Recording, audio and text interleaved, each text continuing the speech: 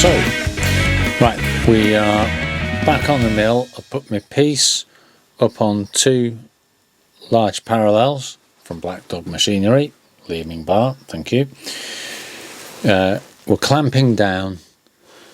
I'm making sure this is the finished face, so I'm going to make sure this is parallel. Then I'm going to go for the far side, and to get it parallel I've just put a little dial test indicator on, and over that length I'm running out by about nothing, and that's a pretty accurate test indicator. So as I run along about 8 inches, we're staying reasonably steady. Okay, so I'm going to call that parallel, clamp that down tight, and then take the back face off with the big cutter. So the cutter's trying to pull the work up and out. We've got it locked down here. I've put a couple of angle brackets to hold it, and we're taking a pretty decent cut along that face. We're going to do it in a 1er. Really? Yeah, because it's quite happy.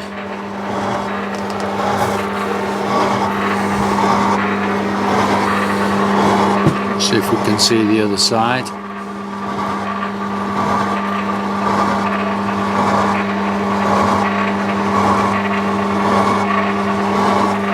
So that's my setup, and we just got we're on the slow feed. It's just chonking along,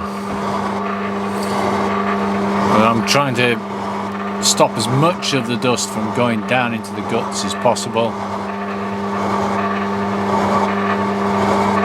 Once I've done this face, then I'll start cutting out the steps into the top as well. Fantastic. I'll bring you back. So I've come along the top face using the milling cutter here, basically as a horizontal milling cutter. So coming from the surface and cutting down, and I've taken a cut of I was taking cuts of 50,000ths, and it's 300 thou wide. Okay,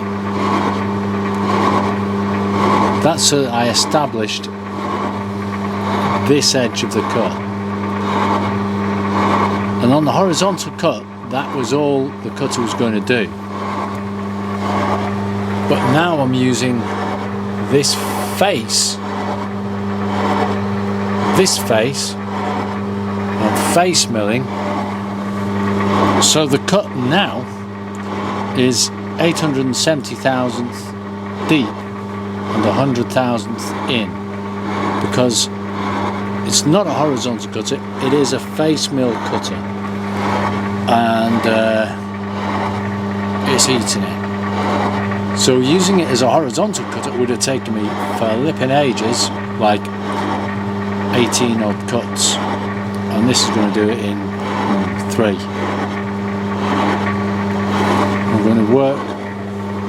I'm going to work up to this line.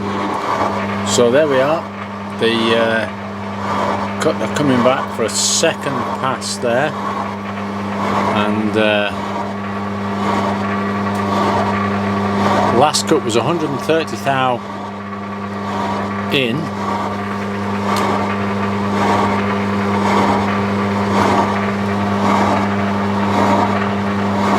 and 740 thou deep. So it's a fair chunk. As a face mill, I'm happy with that. So that's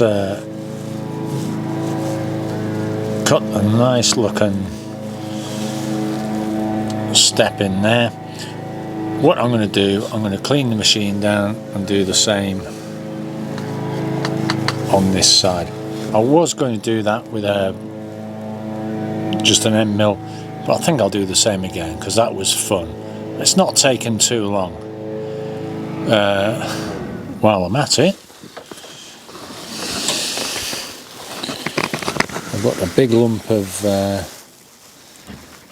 eye-bar on there, bolted the piece down to the table, and my saw is chonking through it, and I think that's too big a piece really to put in the machine. So I've taken the vise off it, clamped it on, and it's about 15 centimetres, so 6"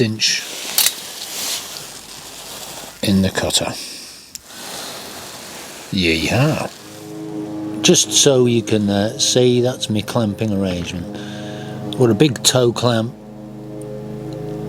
holding down one wing. Seems to be working. Okay, I'm not going to get that in a wanner, so I'll flip it and come from the other side now. But just to say, the blade I've put in is a 610 tooth blade. Got that online. It's a bimetal blade, and these guys just got it out quick, fast, and were really easy to use, so what's not to like? Alright, so there you go. That's my first decent sized cut with this saw. We didn't do too bad here, just missed it a little bit. There's me clamping at the back there. So all in all, pretty impressive.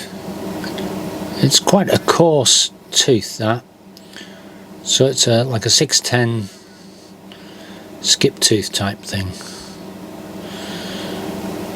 Sweet. So we've done both sides. I'll pull that out, we'll have a look, but there's an absolute mountain of choss that's come out of this piece, and that would just all be straight into the machine if we hadn't got those covers on. So I've got my leather bellows, and I've just put a tea towel there with magnets, but that will get more sophisticated as time goes by. I'll pull that out, we'll have a look. So here's our piece. We've cut our steps, ready to cut our dovetails in to make the new sort of top slidey part.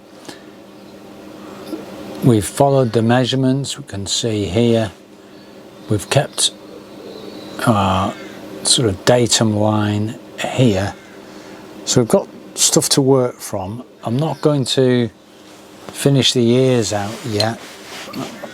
There'll be a couple of ears on the side and then a straight section, but I don't want to do that yet because I'll lose I'll lose a good reference point. I've kept the setup the same, so I can just plonk this back in, but essentially now you can see what's happening.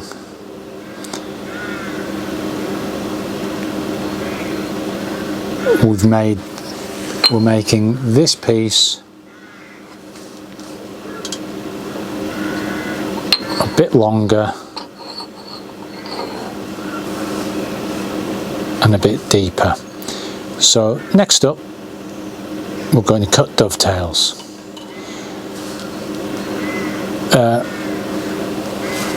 About 2 hours a side on this mill, which I don't think's bad, and the tatty sack weight is holding up, so it's not super quality. I've got to square that end off. I won't do anything to this end because I've got my measurements on there. We've still got work to do, and with that, I'm out of here. Thanks for watching.